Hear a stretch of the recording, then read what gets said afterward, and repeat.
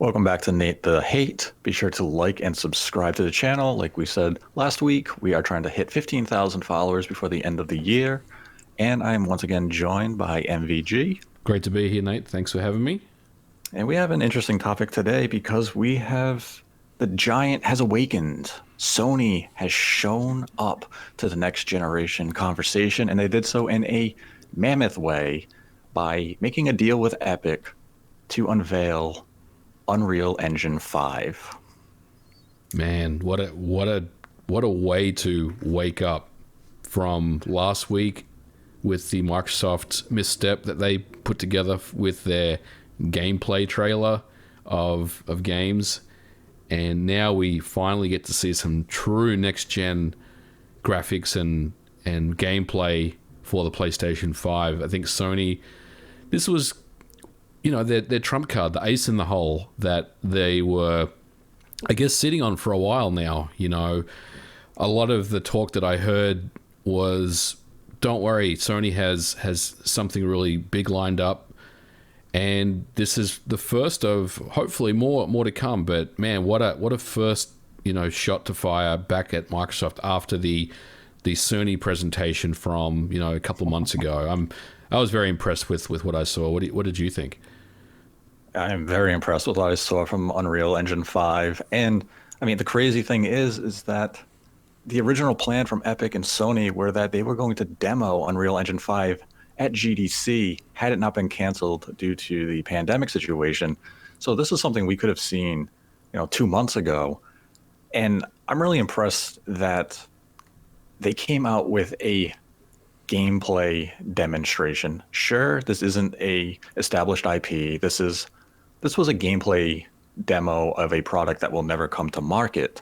But when you compare this to Epic's Elemental demo for Unreal Engine 4, which, it showed the knight or the demon inside the volcano, and we saw a lot of the particle effects and those type of visual flair. When you just view a video like the Elemental demo, and then you see a product that's actually being rendered in real time, it's being played, it really shows how far the Unreal Engine has evolved since Unreal Engine 4. Because 5, it looks, I would say this is near movie or photorealistic quality. Mm-hmm. And if people watching on YouTube, I do have the demo playing in the back, so you can look at these visuals. And Epic talked about it. They talked about some of the statues on display in this demo where they are being rendered in real time with 33 million polygons, or the vast room that the character then enters after that is being rendered at 16 billion polygons. Yeah, it's crazy. It's like every pixel on the screen is essentially a triangle, which just blows my mind when I think about that, And it's all being rendered without issue. There's no pop-in. The draw distance is basically unlimited. There's no pop-in for effects or, landscape.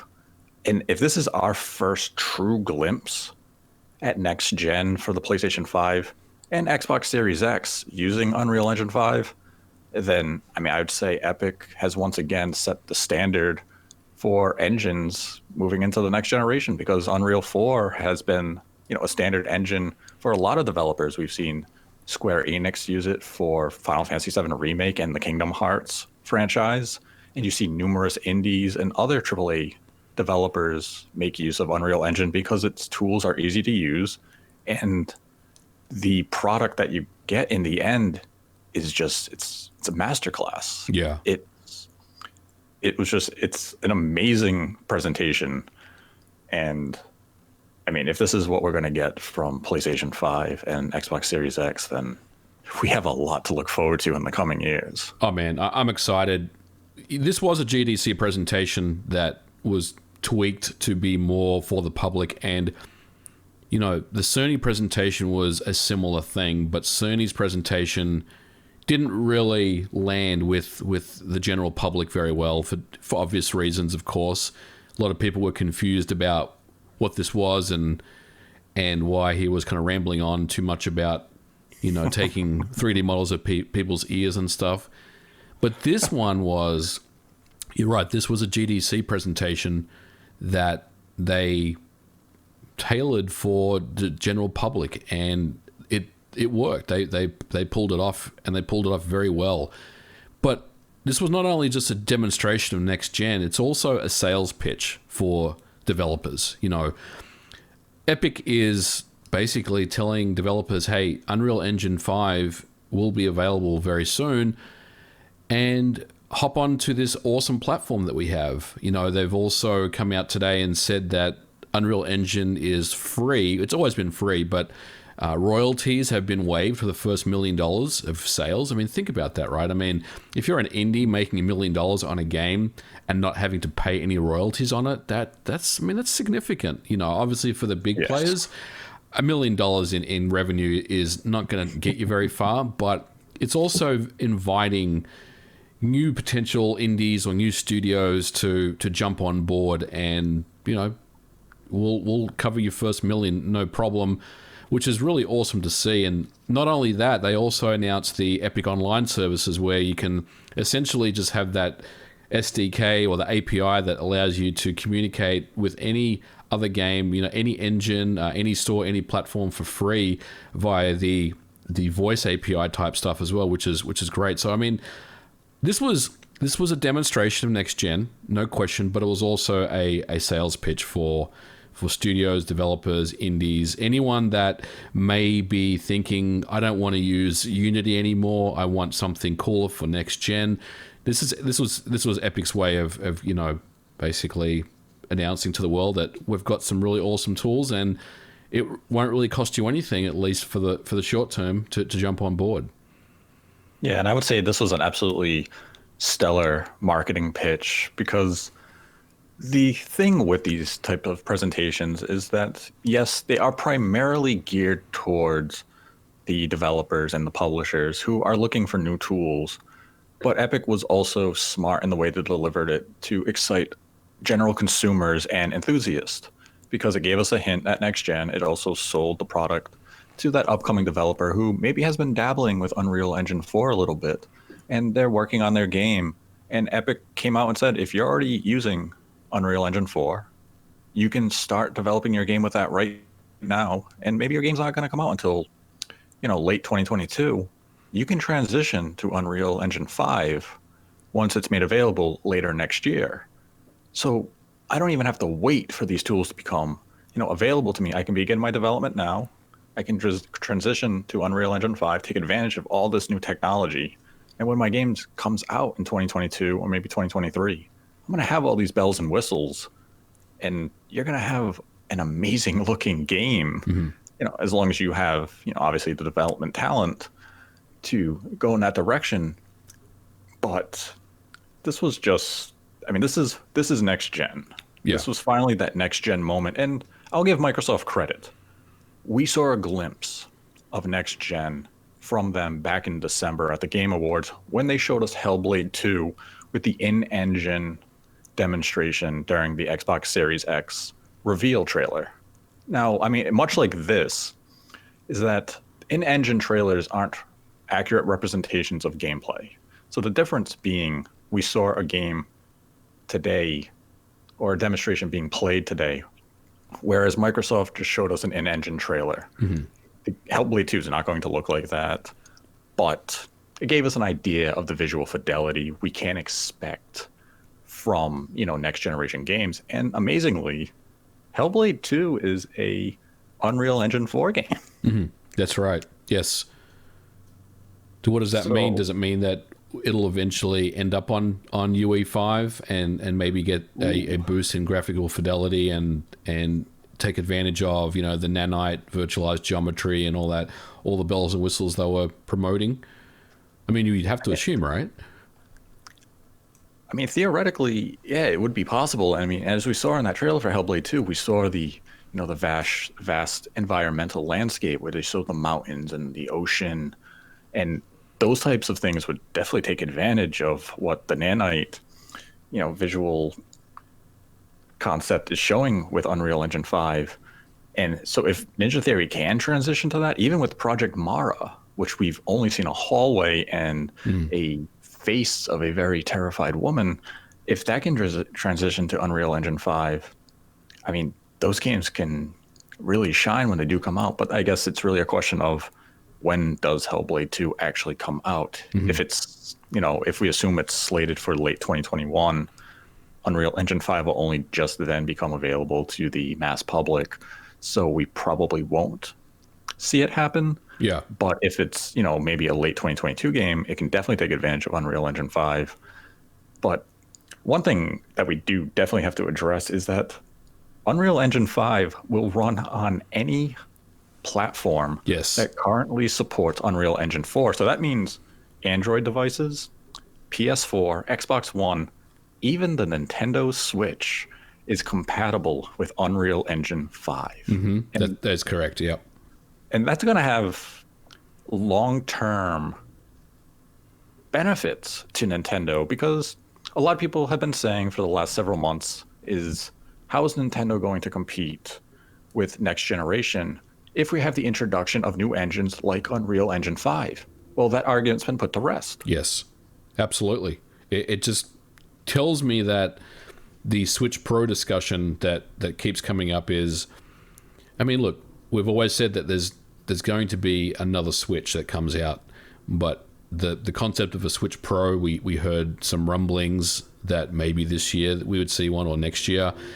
With Unreal Engine 5 being available on the Nintendo Switch, again, it's really it just tells me that there's no reason to do that. Nintendo doesn't need to move to newer hardware to support a newer engine because that engine is available today on the Switch, just like the CryEngine and Unity. So developers have their choice on which way they want to go, and they'll be up to date with current generation or next generation technology. So there's no reason to do so. And look, no one's saying that the tech demo that we saw today is going to run on the Switch. That's not going to happen. But the engine exists on the Switch, which means that there is a path to either porting software to the Switch that run on Unreal Engine 5 or the other direction. You start developing on the Switch and then port over to other consoles. So I don't really think the landscape is going to change too much on the Nintendo Switch this year or next year when the engine starts to be seen in actual games as they are released. Yes, and that's really the key point is if we do see games transition to Unreal Engine 5, and I mean it's going to take some time, even though Unreal Engine 4 was introduced about 6-7 years ago. Yep. The time it took for developers to go from Unreal Engine 3 to Unreal Engine 4 took several years because Unreal Engine 3 was such an optimized, engine for a lot of these developers. You were getting fantastic results with games like Batman Arkham Knight, Yep. which, I mean, people may still be surprised that that's an Unreal Engine 3 game, Mm-hmm. or even as recently as Mortal Kombat 11 Yes. is Unreal Engine 3. It's slightly modified, but it's still Unreal Engine 3. They didn't take that leap to Unreal Engine 4. So, I mean, realistically, we're probably not going to see the first Unreal Engine 5 game from a major development studio until, probably 2024. Yeah, I think Fortnite is obviously something that Epic will bring to Unreal Engine 5. They mentioned that in their presentation. I think they'll kind of set the stage with that. But yeah, any kind of third party that jumps on probably won't be for a while. I would say, yeah, I would agree with you. I think it's going to be a couple of years after that. No, we might see some indies appear maybe in 2022 because they will probably start building their games on Unreal Engine 4 right now. And they could transition to it late next year to have their games out by, summer or late 2022. And those are the games that would be the ones that you'd see probably transition to Unreal Engine 5, even on current gen systems, specifically though the Switch, because we really don't know when Nintendo's successor is going to come out. Probably, if we really had to guess, I'd say 2023 is probably the earliest we see a Switch successor, which would put them in, really great timing because depending on the technology NVIDIA has available for them, you can have fantastic tech power the Switch successor that NVIDIA can work with Epic to ensure Unreal Engine 5 runs at an optimal level because we know those two companies really like to collaborate when it comes to their graphics cards Yeah. and their engines. So, I mean, this could benefit Nintendo in the long term, but at least in the interim, we don't have to worry about software being made where it has to skip the switch like we saw with the Wii U, which didn't support like Unreal Engine 4. And I mean, yeah, it supported Unreal Engine 3, not overly great. Some of those ports were compromised in some ways. So, I mean, Nintendo's really they're almost future proof Right. in their own little way, though. I mean, the same can be said for the Xbox One and PS4, though. I mean, we are obviously transitioning away from that hardware right now. So let's talk about this tech demo a little more. We saw some cool features. We saw the virtualized geometry, the nanite technology, some of the really cool kind of physics randomization that we saw. Obviously, the basically the pixel triangles, the billions of polygons, very impressive stuff. Tech demos are usually quite controlled, and if you're going to show off a tech demo of something, you damn well better make sure that you pull it off. This one was different because it was, there was gameplay involved. We saw a character running around. It wasn't just a cutscene, although towards the end where, she was flying towards the portal, that looked a little more scripted than when, she was just kind of running through the landscape.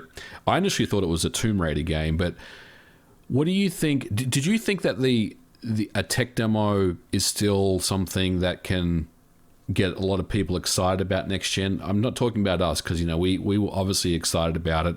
Reading through Twitter and some of the responses that I've seen, it wasn't as well or as universally praised as I thought it would be. Now, obviously, a lot of the big publications are talking about it, saying, "Wow, this is amazing! It's photorealistic, and next gen is here." But there are a lot of people that didn't really think it was as impressive in that regard. What do you think about that? Do you think it's just, the fanboys coming out? Or do you think it's, they have valid concerns that rather than true gameplay or a gameplay of a character in a game that we can recognize, we just saw I'll say a controlled tech demo?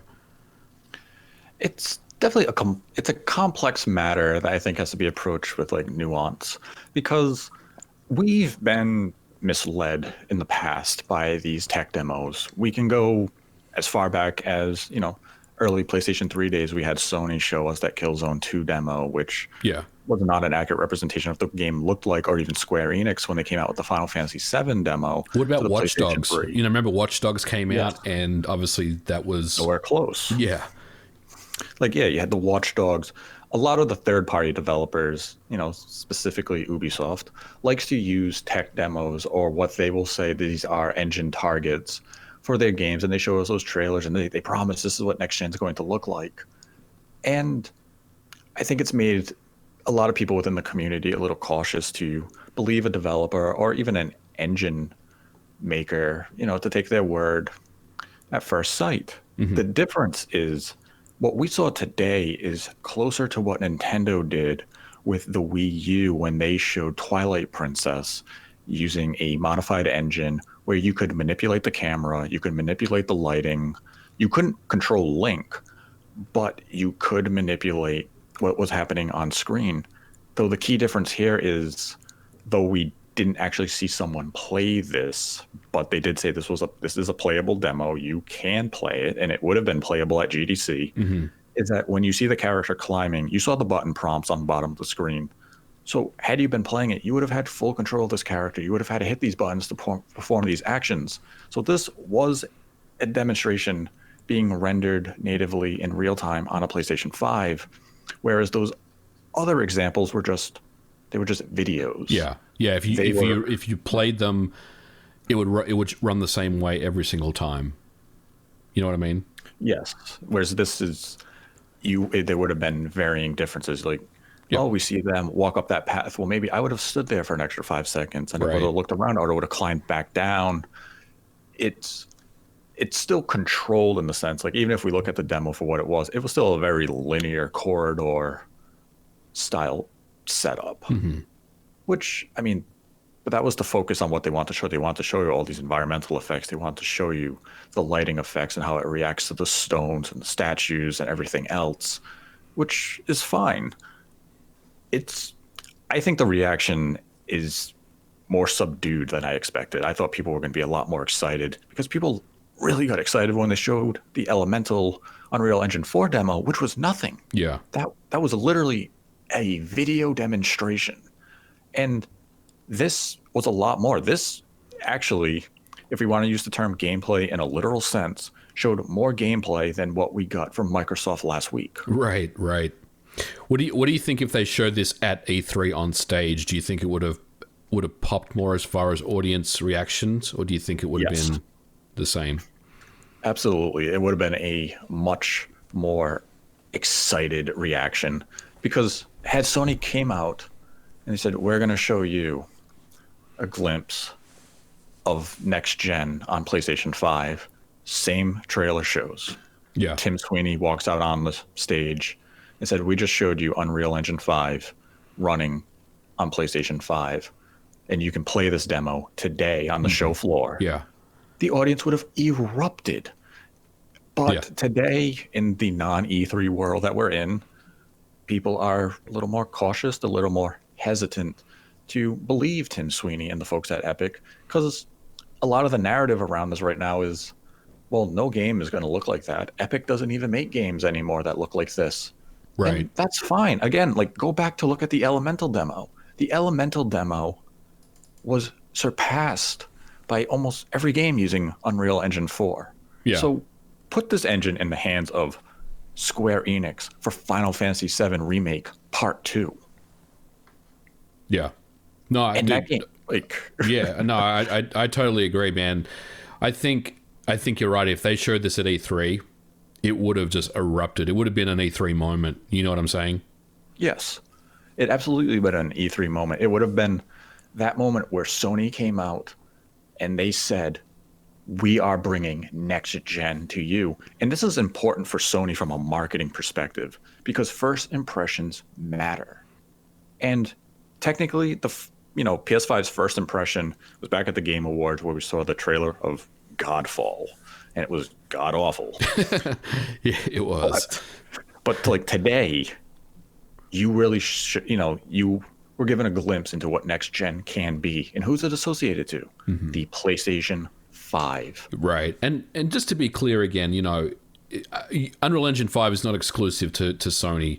It will absolutely run on the Series X, and it's probably going to run better than the PlayStation 5, quite honestly. I mean, I think really what we saw today was obviously the power of the PS5. And by the way, if anyone out there is still talking about teraflops and comparing teraflops between systems, you need to stop that right now. I mean, this is why teraflops don't mean anything in the grand scheme of things, because we just saw an absolutely mind-blowing presentation, gameplay, tech demo, whatever you want to call it, of the power of the PS5, which looks next generation to me.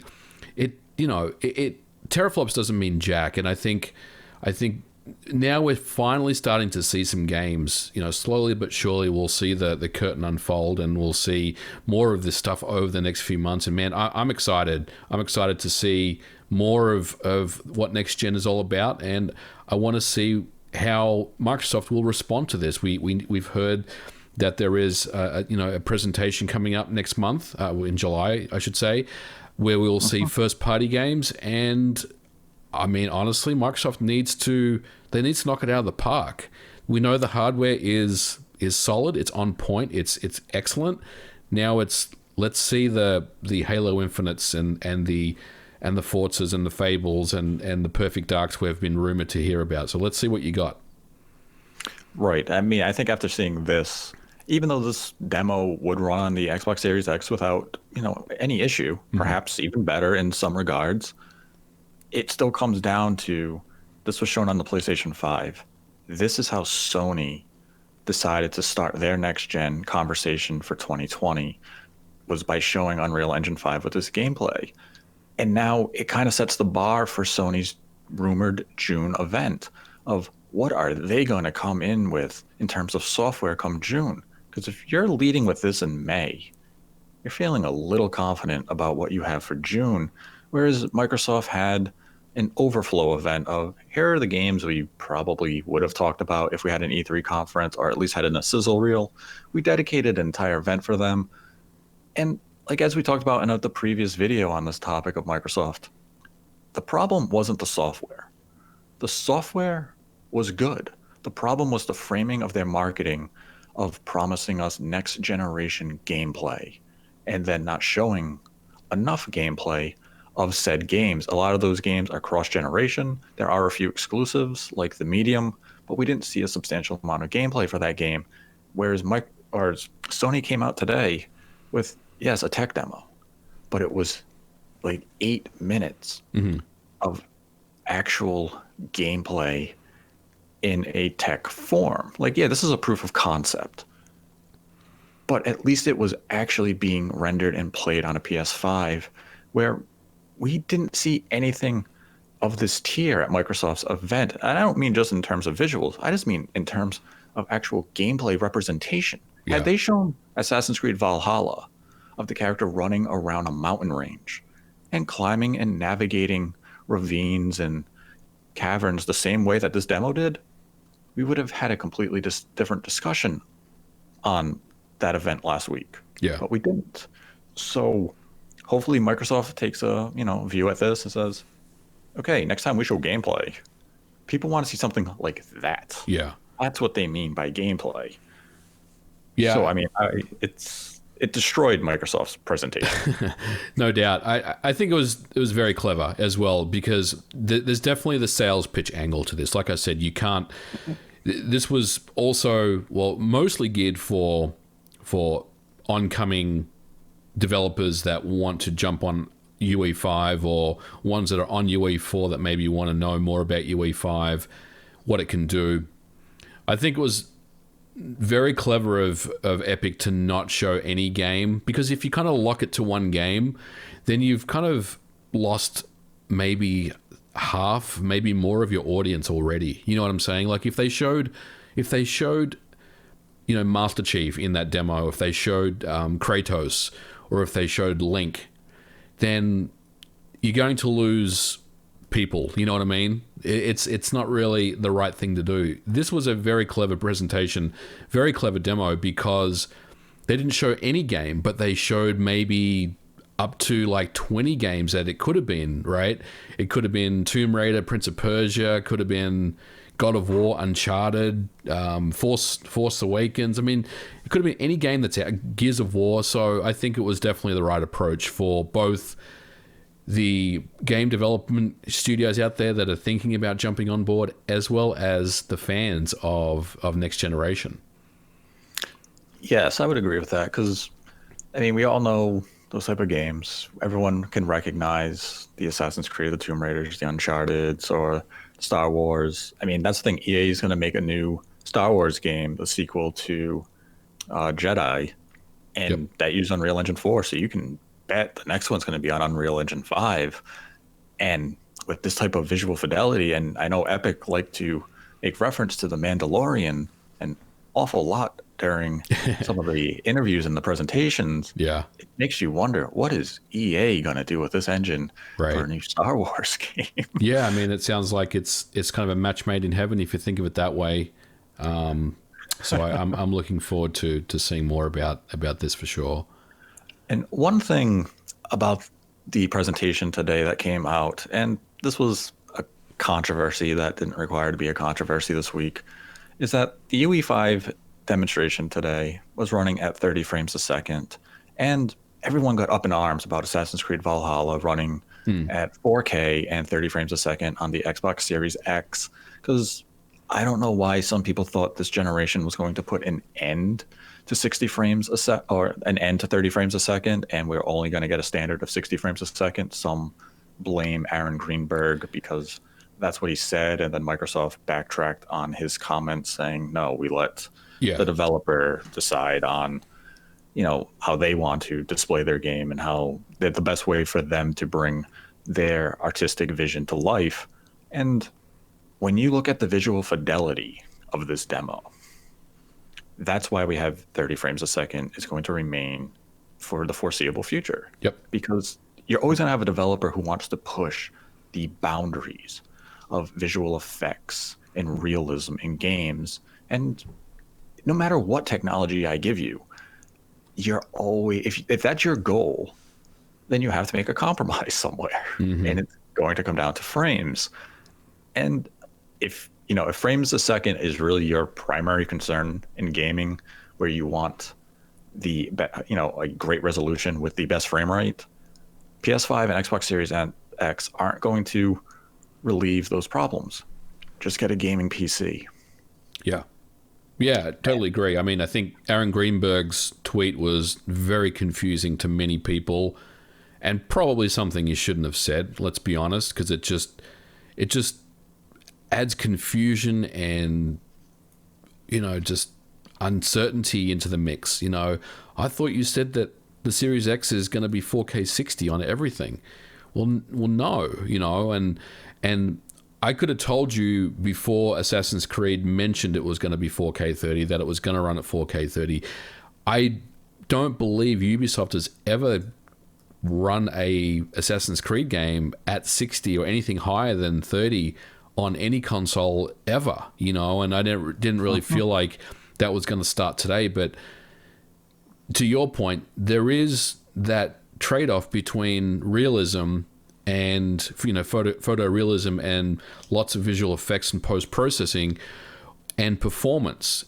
And look, I think more games will target 4K 60 on the Series X and the PS5. The shooters like the Call of Duties and the racing games, they're kind of really geared for that type of resolution and frame rate.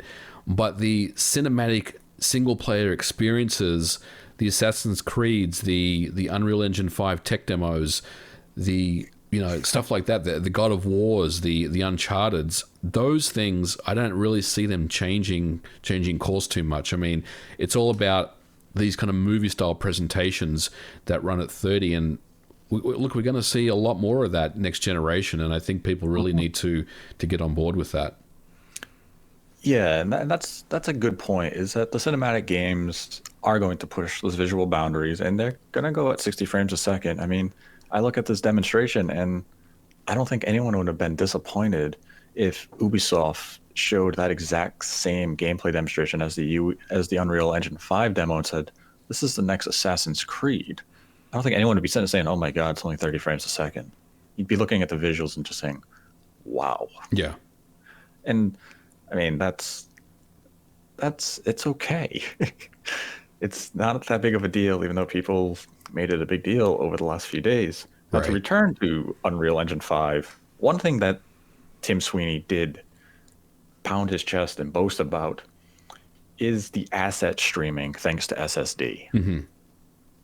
And we know that both Microsoft and Sony are going to take advantage of SSD, but because this was a Sony funded event, he only spoke about PlayStation 5 and how their SSD technology is better, or at least rivals the best SSD in PC right now. Right.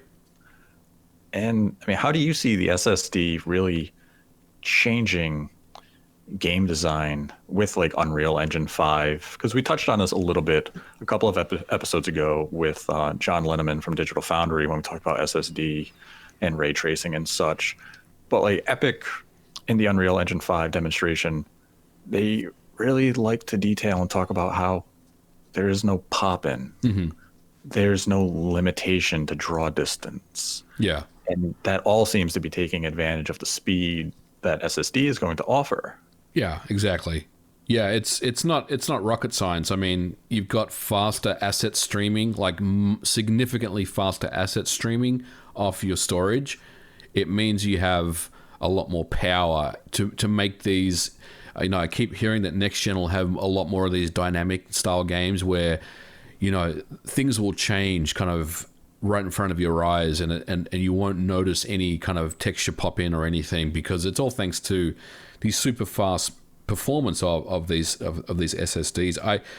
I think it's exciting. It's very exciting to see where this is going to go, and it's great that that next gen is not just in some ways the SSD is probably the most significant upgrade for next gen, because obviously graphics have been improved as well, but now that you have essentially unlimited power at your disposal to stream in as much as you want, it really makes a lot of games that maybe were hitting the limits of current gen just really seamless to do next gen. And I think focusing on the SSD and fast loading is really the right approach. And look, I can't wait to see what we see come from that. So far, we've had a taste of the performance, the streaming of assets and stuff from this tech demo, and I'm sure we'll see more of that.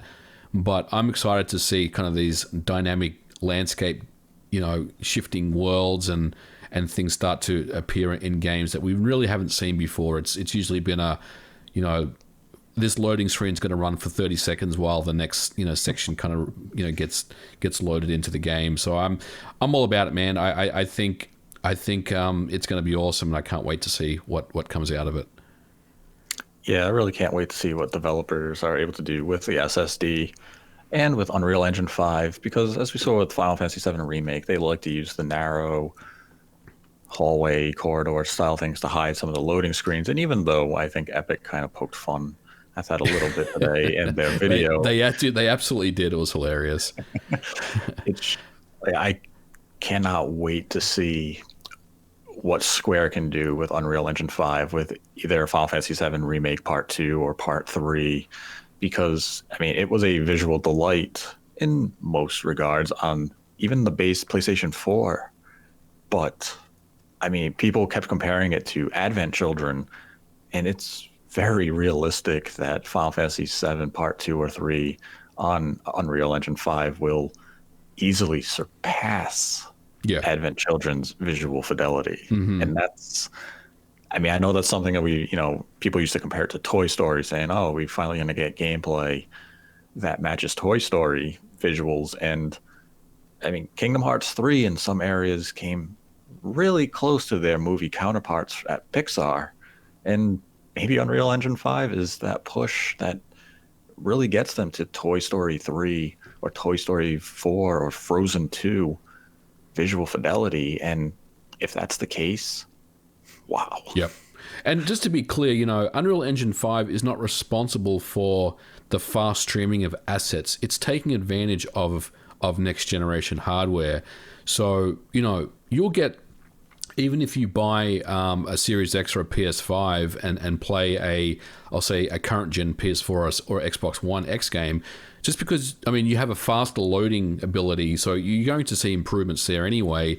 So Unreal Engine 5 is really just taking advantage of new technology, and which is absolutely the right thing to do. And they were kind of showing off the power of the PS5 today, which I'm very excited for. And look, I don't think Microsoft's SSD implementation is going to be that different from what we've seen with this. So, if you're a Microsoft fan and you saw today's presentation and you're kind of scratching your head wondering, why are we sucking so bad? I wouldn't be too concerned, because at the end of the day, UE5 is going to run very well on the Series X. And look, if specs and teraflops and variable rate shading and all these buzzwords we keep hearing about are truly a thing, then in theory it should actually run at a better level of performance on the Series X, but that obviously remains to be seen.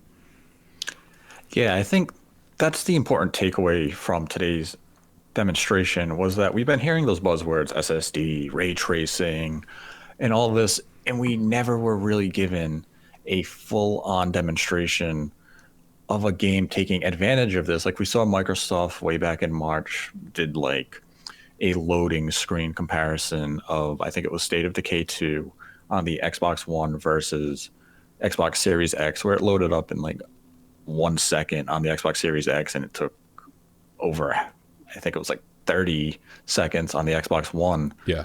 But what today is that they showed you a real-time example of this asset streaming and showing you the ray tracing and all of those buzzwords. in an actual demonstration. And that's how you make people believe in the technology. And we Yep. talked about this even with John Linneman a few episodes ago, saying, how do you sell people on SSD and ray tracing and all these other marketing terms? And we all came to, the agreement. You show them. Hmm. And that's what Epic did. And again, this is where it was brilliant marketing on Sony's part of having the PlayStation 5 associated to this demonstration. It would have worked just as well had Microsoft done it with the Xbox Series X, where people would have walked away saying, did you see that gameplay demo on the Xbox? Unfortunately, in this case, at least for Microsoft, is that people are walking away saying, did you see that gameplay demo of the PlayStation 5 game? Yes. It looks phenomenal. There's no loading. There's no pop-in. There's this, and this. And that's an important sticking marketing point. And I mean, I'm sure Microsoft is going to come up with a way to respond. Maybe it's in, July. Maybe they have another event in June. We'll see.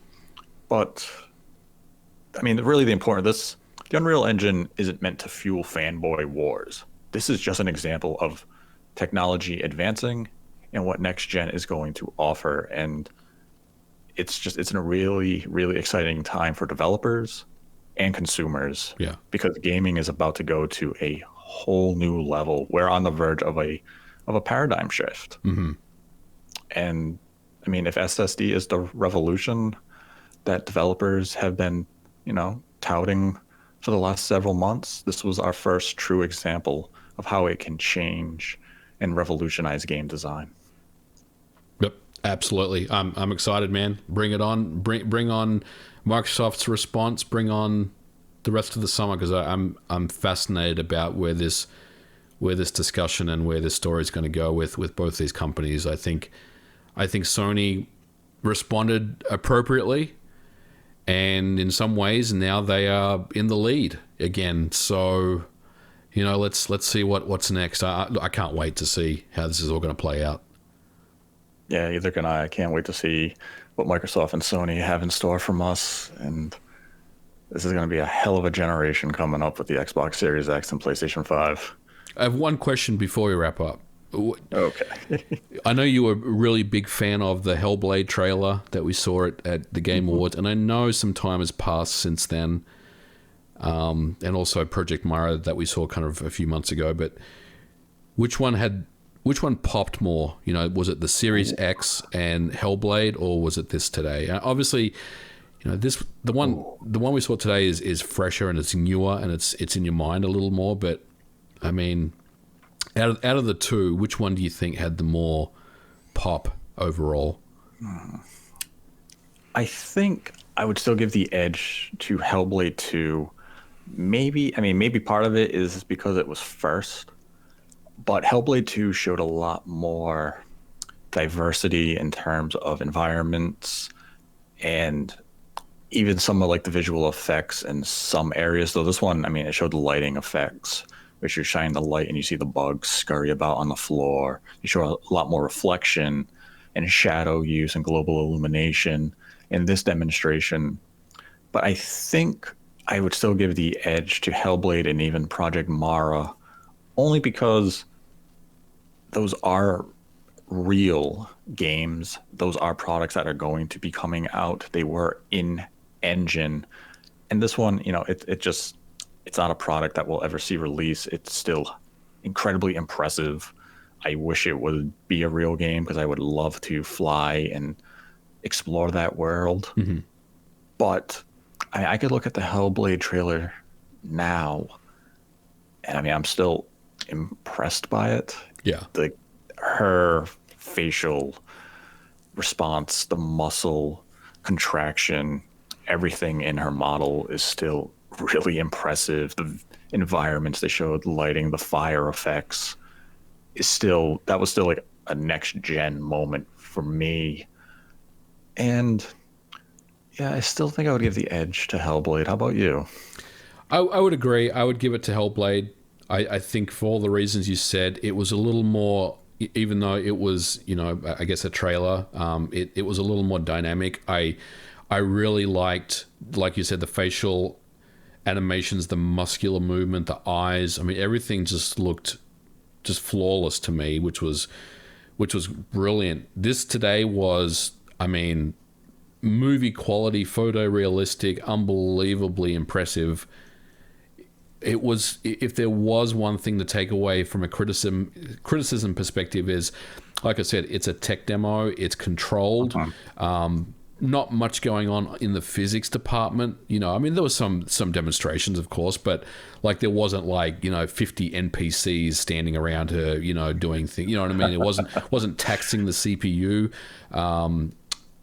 But what we did see today was very impressive, and it was a true next generation demonstration. So I would give the edge to Hellblade, but today's presentation, tech demo, gameplay demo, whatever you would call it, was very, very impressive, and in many ways it was even more impressive than the Hellblade demo. But I just think the overall presentation of the Hellblade 2 demo was better for me. Yeah, I mean, it's still important to note that, the Hellblade 2 demonstration was an in-engine trailer. And I think after seeing today's demonstration, it gives me kind of an idea of what I can expect from Hellblade 2 from an in-game gameplay perspective, like how the environments are going to look and such. Because yes, the game's being built on Unreal Engine 4, but Unreal Engine 5 still has its roots set in Unreal Engine 4. Yeah. So, who knows how far you can really push Unreal Engine 4 on these next-gen consoles, but even if it comes close to what we saw today, in terms of, like, I think Senua's character model in the in-engine footage looked more impressive than the human character model we saw in the gameplay demonstration today. Yeah. Due to, like, the reasons you said, like the eyes, the facial muscle contractions, the skin texture, all of those various elements, whereas the character in today's demonstration almost didn't fully fit in to the environmental realism. She kind of stood out a bit. So, yeah, that's still why I would give the edge to Hellblade 2. But, still, I need to see Hellblade 2 in an actual gameplay setting to really determine. But Hellblade 1 was such a visual treat. I'm expecting 2 to just be a wow type of moment when we do see it. Yeah, absolutely agree. And that will conclude today's episode of Nate the Hate. Let us know what you thought of the Unreal Engine 5 demonstration in the comment section below. If you enjoyed the video, give it a like. Be sure to subscribe to the channel. You can find MVG's channel linked in the description, as well as links to our iTunes, Spotify, and Google Podcast pages. If you listen on iTunes, be sure to leave a review. And until next time, continue to embrace the hate.